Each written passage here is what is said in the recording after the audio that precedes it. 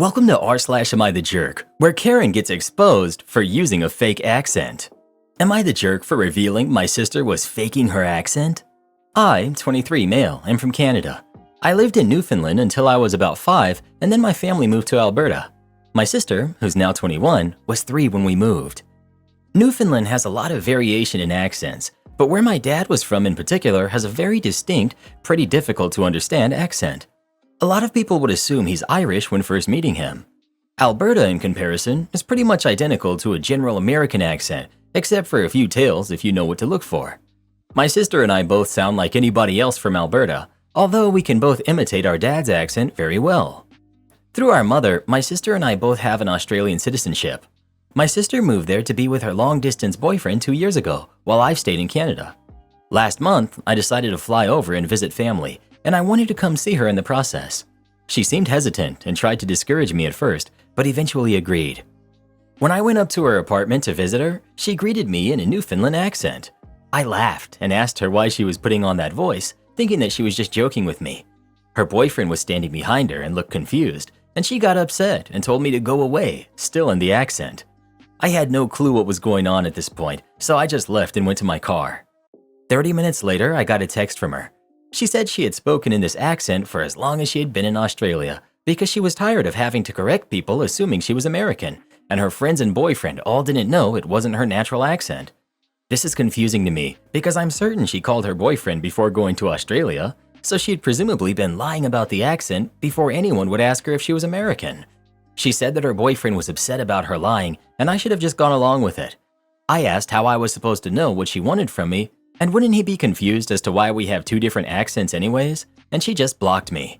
We haven't spoken since, and I'm so confused and I've been feeling awful about potentially breaking up her relationship. But I don't know how else I could have responded to her randomly talking to me in that accent. Am I the jerk? Not the jerk. She should have clued you in before you even visited, and then you could have had the discussion privately instead of being confronted with her fake accent at the door. Without her being forewarned, how could you have possibly known what she wanted you to do? This is all on her. Not the jerk. Your sister sounds insane. I have a cousin who moved to England a few years ago and now speaks with a fake English accent. Not sure why people are so pitiful. Not the jerk. Your sister made herself look stupid by faking an accent. I live in the northern US. I don't mimic a southern accent. Your sister tried to reinvent herself in Australia and she failed spectacularly. If it were one of my siblings, I too would laugh at them and ask what they were playing at by changing their accent. Teacher wouldn't listen, so the entire class complied and he got fired. This happened in the early 2000s during my junior year of high school. The district had just built the 3rd high school in our city and most of the teachers were new. The band director was one of those new hires. He was qualified for the job, but he had 0 people skills and was extremely abrasive towards students. He had previously taught university and could not wrap his head around the fact that high school students are not college-level music majors who live in practice rooms and write symphonies in their sleep. His normal behavior consisted of going off on students for not knowing university-level curriculum, talking down to everyone about how he can't understand why they were so incompetent, and stopping rehearsals to go on long tangents about things that had nothing to do with music. Every day, at least 2 to 3 students would leave class in tears. We complained to the higher-ups, and they repeatedly brushed it off. He made students hate attending his music classes, and many dropped band and orchestra as a result. One of the classes he taught was supposed to be Intro to Music Theory. For those who don't know music, this would be a class that should typically teach things like different types of chords, the definition of music symbols, the logic behind key changes, etc. At the first class of the year, there were about 25 kids enrolled. Most of these were music and drama kids who wanted to be teachers or performers in the arts one day. On the first day, he handed us a quiz because he wanted to see how much we knew. I think there were maybe 3 to 5 kids who were able to attempt a single question on the quiz. No one got a single answer right. That's how advanced it was. Imagine signing up for what you think is a basic pre-algebra class and walking into advanced calculus. This teacher spent the entire class period going off on us for not being prepared when no one could even attempt his quiz. We told him, "This is an intro class. None of us have learned anything like this before." And his response was, "Really? I thought this was an advanced class." The next class period, there were maybe 15 kids enrolled. He did the same thing, asked us to perform something that we can't even understand, and then went off on us for not being prepared. At every class, he would say, "I thought you were all musicians." This is supposed to be an advanced class. By the end of the second week, there were 6 students left enrolled in this class, including myself. He softened up slightly to those of us who were still there and seemed to think we were his prize students and that this was his class of elites. Think Professor Slughorn from Harry Potter. In truth, we all thought he was insane and cruel, but the 6 of us had sufficient music background and experience to understand a fraction of his lessons. Without the bell curve, we all would have failed his class. A few months go by and we're at the end of the first semester. By now, every student connected to music in the school hated this guy, and repeated complaints had done nothing to fix the problem. The admins filed away every complaint, but never did anything more than remind him that he's supposed to be more kind to students. He changes nothing and still goes off on students and makes them cry. So when it comes to the final exam for his theory class, he decides that he wants to give it to us early, so that on the day the final is supposed to be scheduled, we can have a class party instead. Of the 6 of us left, 4 of us have the same period after his class together as well. That class was AP English, and we were prepping for the AP test. We had no problem with a class party in music right before the AP prep exam, so we didn't complain. The day comes of our music final exam, and after we finish the test, he tells us that for our class party, he wants to take us all to breakfast at a new IHOP that had just opened 20 minutes away. His class was first period. We try to tell him all the issues with his plan. We aren't allowed to leave campus without permission slips. We will not get back in time for second period, which is a final exam. He doesn't have permission to remove us from the campus. What if there's an emergency and we're unaccounted for because we aren't even at school? His solution was to tell us that after the start of class on our final class day, he would be going to IHOP, and if we wanted to join him, that was our choice. But if we didn't, we would have to stay in the classroom and not bring attention to the fact that there was no class and no teacher. Without talking about it to each other, the 6 of us saw an opportunity to finally get the admin's attention to the complete disregard this teacher had for rules and policies. We made sure to inform our English teacher that we might be late to class on the day of our final, due to a class field trip for music theory. She was irritated and reminded us that the final was very important and that she would not give us extra time if we came in late. We told her that we understood and gave her details about where we would be and what we would be doing and who we would be with. She said she still expected us to be in her class. On the day of the final, we all went to IHOP. It took forever to get there because of construction, and it took forever to get our food because the restaurant was newly opened and it had a large number of customers. We got back to the school halfway through our second period class. The admins were waiting for us. Security was waiting for us. My English teacher had called the front office to complain that 4 of her best students were missing and that she was fairly certain we weren't even on campus. The admins had checked attendance and saw that we were all marked as present that morning, and they had searched the entire school looking for our class. The 4 of us walked into our English final to a livid teacher. We knew she was upset at us, but couldn't punish us beyond saying we had the same remaining time as the rest of the class, since we had been with the teacher in our absence. None of us did as well on the final as we could have if we had had the full 87 minutes, but we were doing well enough in the class already that the lesser grades didn't affect our overall grade too much. The band teacher had a private reprimand that was so loud the entire school could hear it. He was confused as to why the administration was upset that he took us off campus without proper school transportation or even a good reason. He stayed with his usual attitude, but this time towards the admins. "Why are you guys so incompetent about this? They're old enough to drive. What's the problem?" The English teacher, who I actually adore and was one of the best teachers I've ever had, absolutely went mama bear on the administration about how they could continue to employ someone who disrespects other teachers so much as to deprive his students of their final exam and put them in potentially dangerous circumstances. He told us to drive ourselves to the restaurant, and any accidents or medical issues would have been the school's fault. He was fired later that day. Many of the students had a gleeful but confused reaction since the 6 of us weren't talking to anyone about it. Most people knew that this tyrant of a teacher was gone. We didn't spread the story very much of how it happened because we still feared being reprimanded for our involvement, since he technically gave us a choice to go with him or stay. But I always smiled when people gossiped about what the final straw was that got him fired. Am I the jerk for not forcing my fiancé to choose a different best man, even though his best man bullied my brother? My fiancé and his friend Jack were next door neighbors, but my fiancé attended a private school, so he didn't go to the same school as us.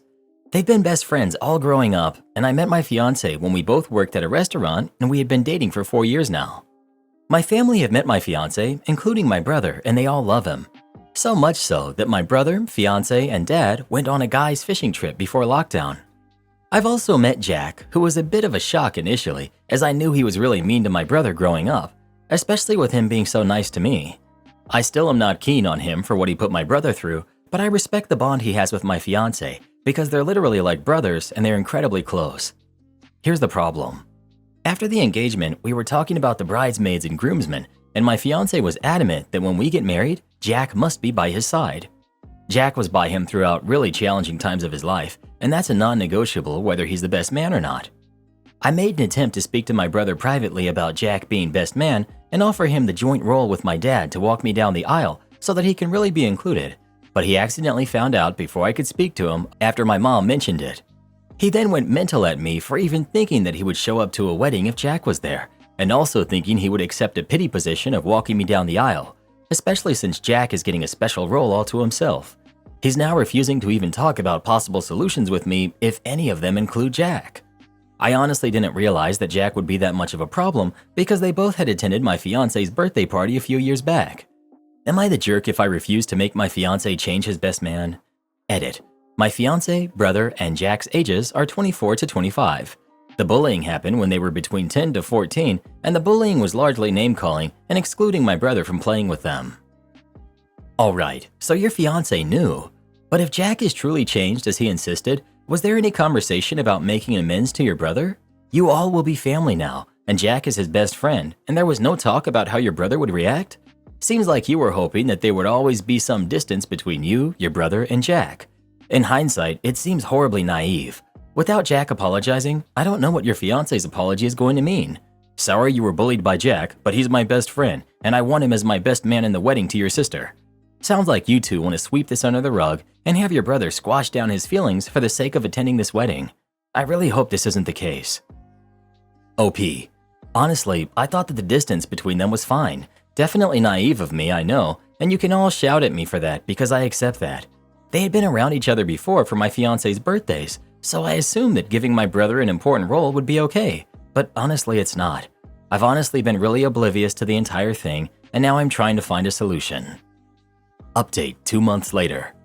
After the post, I also reached out to my mom and dad, begging them to let me speak to my brother, or at least ask him if he would be okay with me being there and listening to why he didn't feel comfortable around Jack at the wedding. I promised that I would listen to anything he had to say without hesitation and that I need to make him a priority. My brother agreed to it as long as I agreed to stay silent throughout and not speak back.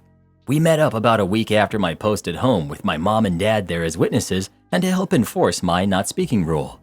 To sum it up, my brother was upset that he was going to be replaced by Jack at the wedding and thought that this time my fiancé would have chosen him over Jack for the best man. The bullying when he was younger was usually to do with Jack being more athletic than my brother, or smarter than my brother, or funnier and more well-liked than my brother. It really hurt my brother that Jack came back into his life, and again, it was like Jack was a better choice for best man than my brother. He was quite upset, and I ended up breaking my silence rule to say that I'm incredibly sorry. My fiancé and I spoke about the wedding and what my brother had said. There were no solutions that would have led to both of us being truly happy, so we took a break from talking for a few days.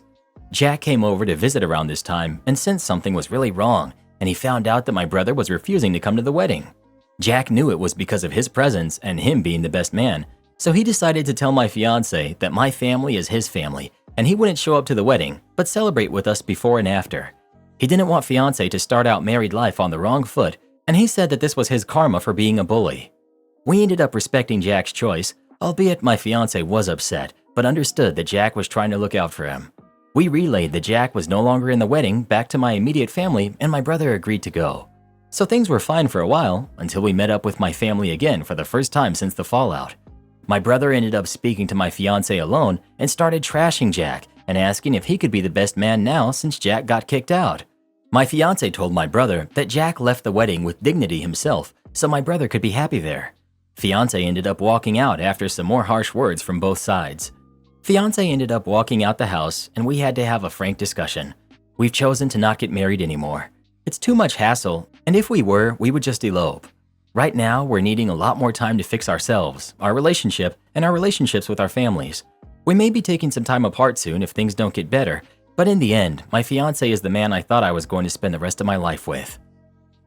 My uncle is getting sued because his new neighbor didn't understand what off the grid meant. My uncle lives off the grid. What I mean by that is he purchased a large piece of property, an estate which is dirt cheap, and filled with lots of open land. He purchased miles of property, which he turned into his own playground for projects for himself. He has his own windmills along with an emergency diesel system for his home. He hunts and harvests his own meat from local game. He raises chickens in a specialized open cage system. He gets his internet via satellite. The only real outside help that he gets is when he gets his septic system pumped every few years, etc. The place is a dream. I visited a few times and I love it. This is where the fun begins. My uncle recently had this random guy coming out down the only road which goes out to his house. The guy would stop and look at my uncle's place and then he'd leave. He did this a few times before my uncle confronted him.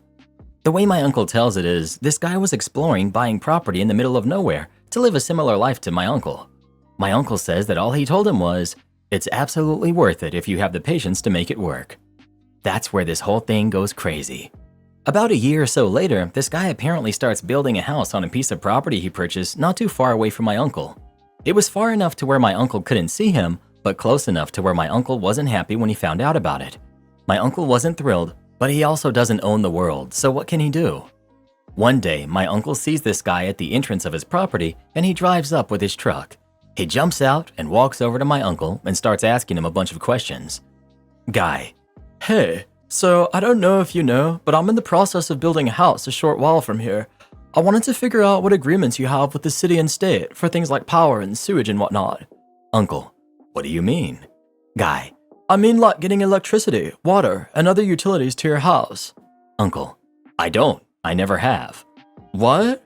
"My power comes from my wind turbines. My water comes from the river and rain collection. My sewage is filtered through a septic system, and I hunt or raise all of my food. There are no utilities out here." "That doesn't make any sense. You have to have access to something out here."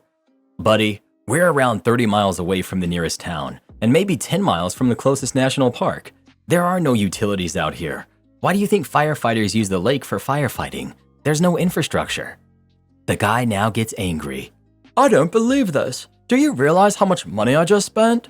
Uncle: "What did you think off the grid meant? There is no water grid or electric grid or what have you. That's what the grid part refers to." The guy storms off and drives like a maniac off his property, and my uncle hears nothing for the next 2 weeks. My uncle gets a letter in the mail from a law firm. I kid you not, this guy is trying to sue my uncle, claiming he was falsely led into purchasing a piece of property based on my uncle's endorsement of the off-the-grid lifestyle. My uncle has never even seen this land the guy is building on. My uncle had zero incentive to lie because he has no connection to this property he purchased. He never told the guy there was access to utilities, and he never even learned the guy's name until he received the letter in the mail. So now my uncle has to hire a lawyer and go to court over this jerk purchasing a piece of property in the middle of nowhere without doing the most basic research. It's less about the money and more about the wasted time. He lives away from people for a reason, and this is basically why. Am I the jerk for ignoring my friend's calls after she invited herself and her family to my home without my permission? My friend is having a hard time with her spouse and really needs someone to be there for her while they work through their issues. We only just recently reconnected after not speaking for 4 years. Now, every time she calls, she asks me what I'm doing for the day or that moment and then invites herself over, her family of 4, and some of her friends over to my house. Example 1 for clarity. Friday was her spouse's birthday. Monday, she told me her plan was to take him to dinner. Then she calls me Friday morning asking me what I was doing. I told her I was just watching a movie on my couch. Then she says, "I know it's last minute, but I want to come over and barbecue at your house." She said the kids could play together and we could hang out and have some drinks. I hesitated initially, and then I told her that I didn't really have a lot of meat here, nor was my home company ready. She responded that she would grab some more food and do all of the cooking. Then I said okay. I cleaned up a little bit, then I received a second call. She excitedly told me that she invited her guy friend and he may bring a friend for me to talk to, and a female friend of hers was also coming along. I was so shocked that she was trying to throw a party, not just come over and hang out with just her family like she implied during the first call. Her family already was 4 people that I was not expecting, which would have made a total of 8 people, including my own kids. I've only met 2 of the 3 people she invited. She didn't even ask if she could invite anyone else to my home or give out my address. Luckily, I got a call on the other line and told her I'd call back. 2 hours passed by and she called me repeatedly. I decided to text her that something came up and I can't host a party for her husband. I did not receive a response. I waited another 2 hours and then called her to see how the barbecue party was going. She told me that she didn't even have the barbecue party. Like, what? I asked her why she didn't ask her friends to come to her apartment since she has her own barbecue grill, and why didn't she at least go out to dinner like she planned originally? She literally didn't even answer the first question, but said she didn't want to spend a lot of money going out to eat. Am I the jerk for making up an excuse to end the call and then ignoring all of her repeated calls to confirm? And not hosting her barbecue party? Not the jerk. This is a friend? She sounds like a parasite. She's using you for your place. There was a reason you didn't speak. Is this a friendship worth keeping? Your home is not a public venue that she can just invite anyone to. Not the jerk. Lawyer refuses to correct his business cards. So this was quite a few years ago, early 2000s. At this point, I had my cell number for about 4 years. Then, one night, I got multiple calls from someone who only spoke Chinese. I kept telling them that they had the wrong number, which I'm pretty sure they didn't understand. These calls persisted every few weeks at all times of the day and night, but most frequently between midnight and 3 a.m. Eventually, after about 6 months, I received a call from a legal assistant to a lawyer named Colin W. She explained to me that there was a typo on his business cards. Instead of a 3 in his phone number, it was a 2, which was my number. She asked if I received calls just to give the person the correct number. I responded that 99% of the calls I receive are from people that only speak Chinese, and can they just get new cards or write the proper number on it? She responded that they ordered a lot of cards and didn't want to order new ones, but they'll make an effort to put the correction on the card. About 4 to 5 months went by with no late night calls, so I figured the problem was solved. But I was wrong because they started up again, this time more frequent, like every 2 to 3 days, multiple calls a day at all hours. So I called Colin W. He apologized and said that he ran a very small immigration law firm and that his legal assistant had quit, and that it was her who made the phone number correction on the cards, and he was far too busy to remember to make the correction every time he handed out his cards. He asked if I could just give the person calling the correct number. I told him that was almost impossible because 99% of his clients didn't speak English, which he replied with, "Try your best," and hung up. This really frustrated me, but what could I do? For the next few months, I tried my best to correct people, but very few understood me and would repeatedly call me after I hung up on them. Then one day, I was at the mall with some friends. A lady at one of those kiosks asked if I'd like to enter a contest to win a trip to Florida or Mexico. My friend was like, "Don't. It's a timeshare scam, and as soon as they get your number, they constantly call you with, 'You won a free trip that you have to pay fees for.'" That's when I had a great thought of how to get my petty revenge. I entered Colin W. into the contest. In fact, there were multiple contests at the mall I entered him into, from trips to free gym memberships, gift cards too. Side note, I've been receiving calls for this guy for almost a year. Besides his name and number, I looked up his law firm address and email online. Because he wouldn't take my call of me complaining, I had emailed him to get new cards and even wrote a snail mail letter to get him to fix his cards. I had a lot of downtime at work, so I started to enter him into contests online, usually 5 to 15 a day. I did this 5 days a week when I was at work and anytime I was out shopping for about 8 months. I would have continued longer, but at about the 8-month mark, I stopped getting calls for Colin W. Around a week after that, I looked him up online and he had changed his cell number. Am I the jerk for saying it's not my responsibility to watch my coworkers' kids? We work in a food service establishment. All the employees work with the food in the back and then hand it to the customers at the front counter. My coworker can't find a babysitter on most days, so she takes her kids to work and keeps them in the back. They're really hyperactive kids, so she brings a portable crib and an iPad to keep them occupied. Well, the 4-year-old already knows how to climb in and out when he gets bored and keeps running around the establishment barefoot and bothering customers. Her 1-year-old always tries to do like his brother and constantly climbs out only to fall down on the floor. My coworker uses her phone a lot, so she constantly goes outside for like 15 to 30 minutes at a time to talk on the phone. This is when she tells me to watch her kids while she's out. Usually I have no problem doing so if the store is empty, since I'm usually in the back anyways. But when we're in a rush hour and she does this, it's literally impossible for me to do so. Yesterday this happened. She went outside to talk to her boyfriend and left me with her kids, asking me to watch them. But as soon as she left, the family of 5 came in, so I told the kids to stay calm and set them up with a YouTube video while I took their orders. As I'm taking their order, I hear a loud thump. A second later, I hear a scream from the smaller one. I apologize to the family and excuse myself. When I go check on the kids, the baby is again on the floor, staring at me crying. I check that he's okay, and he is. I pick him up and finish taking the order with him on the side of my hip. Right then, my coworker walks in and asks what happened. I tell her. She tells me how she asked me to watch them. Then a customer chimes in, saying they thought the kid was mine. I said no, and then she tells my coworker that it's not my responsibility to watch her kid since that's not the job I'm getting paid for. My coworker gets her kid and goes to the back. After a while, the store emptied again, and my coworker started talking about how rude the lady was and how it's just a favor I'm doing for her. I said, she's right though, and before I could even blink, I was getting called all sorts of names. Now she complained about me to our boss, and I'm being lectured about teamwork and empathy. I just simply don't understand when this one-time favor turned into part of my job description. So, am I the jerk? If this is a chain store, call corporate and the regional manager. They need to know that there are kids in the crib on site. Let them deal with that. There's no way I would take that lecture from my boss. Tell the coworker and your boss that you will no longer be babysitting. That's outside the scope of your job description. Not the jerk. Also, start looking for another job. Apply today. I just blew up at my family, and I have honestly never felt better. For some background, I, 25 male, am the only male in my family, not including my son and nephews. Over the years, I have often been the forgotten one in the family or the one who's expected to just give things up for others. However, more often recently, it's been the constant need for favors, from building furniture to sorting out different technology to being the adult figure at an event for the younger ones due to them being unable to make it. For example, when growing up, I would often be left home alone while the others in my family went out for meals or for a girls' day. They even went on holidays without me. Or I would be expected to take my dad's old clothes.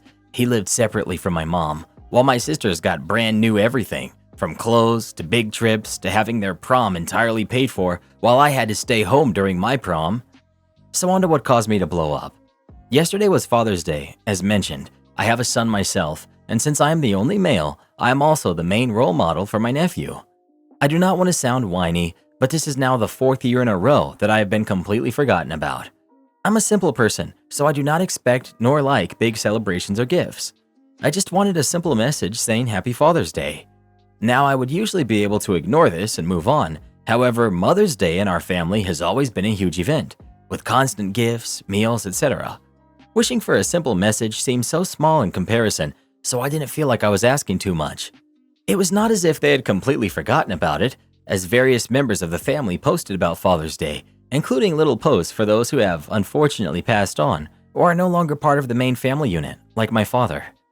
So this ended with me blowing up at my family for constantly asking me for favors and to make sacrifices when I can't even get the smallest bit of acknowledgement in return.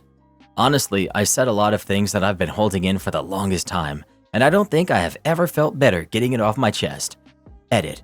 As for what people have been asking, I've tried to talk to my family in the past about feeling like I have been treated unfairly. Communication isn't my strong point. I was diagnosed with high-functioning autism or Asperger's just last year, and it's always resulted in my family, mainly my mother and sister, accusing me of lying or misremembering stuff. As for the blow-up, it resulted in my mother lying about getting me something every single year.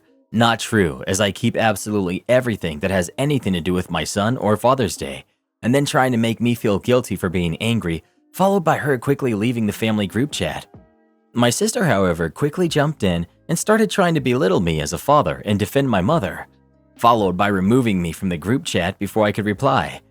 The only one on my side in all of this is my grandmother, who's the only one to treat me fairly. Overall, both my sister and mother completely missed the point I was trying to make and acted like I had asked for a huge celebration for me, when all I had said was that I give a lot to the family. It would have been nice to get a simple message from them. Am I the jerk for refusing to cook for my wife anymore after she ate 3 of my meal prep meals? In my household, my wife doesn't cook.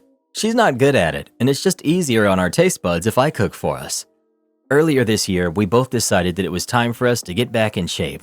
I decided to research some healthy cooking recipes and got big into meal prepping. My wife stuck with it for a few weeks, but ultimately decided to quit. Luckily, this wasn't too much of an issue for me. She's a nurse and frequently works much later than I do, as my typical workday is from 6 a.m. to 2 p.m. So I would do my meal prep for the week on my day off, and then I would make my dinner like I did prior.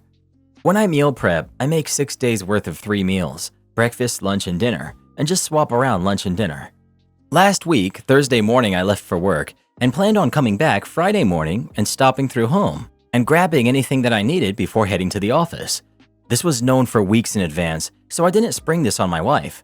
I figured that she would be able to make sure she and our kid got dinner that night and breakfast the next morning. The next morning, I'm running late and drive through home looking for my last breakfast and lunch for the week, and they're gone. I don't have time to ask my wife, nor do I want to wake her up early before her shift, so I just go. I end up skipping breakfast and lunch. I get off of work and I'm starving and decide I'm just going to eat dinner early, and when I look for my dinner for that night, it's not there. This is what sets me off. When my wife gets home, I ask her what's up, and she admits to eating the meals. I tell her that I had portioned out food for an entire day and she had ate all of it in a single night. She said it was my fault as I didn't make anything for her and our kid to eat, and I just left the meal prep things, so that's what they ate. We got into an argument and she told me I was being selfish. So now I decided that if I'm selfish for expecting her to feed herself for one night, I would just not cook anymore, as I'm doing a lot of work for a selfish person. For the past week, I made my meal prep meals and store them at work and let her figure out what she wants to do for dinner by herself. Of course, I still cook for our kid, but only one portion small enough for him to eat by himself. I told her I would keep this up and that she should learn how to cook for herself if she's not happy about it. She told me that she's too tired when she comes home from work to cook and that I'm being incredibly petty. I think I'm justified, and I'm pushing her to learn a life skill that she should have had by now. Am I the jerk? Is it petty? 100%. Is it deserved petty? 100%. To be called selfish because you expect her to figure something out for one night is ridiculous and insulting. Not the jerk. Do this next. Tap here on your screen to come see our new podcast playlist, where you'll find thousands of hours of the best stories you've ever heard. Or tap the one on the right. That episode is specifically just for you, based on other videos you've enjoyed the most.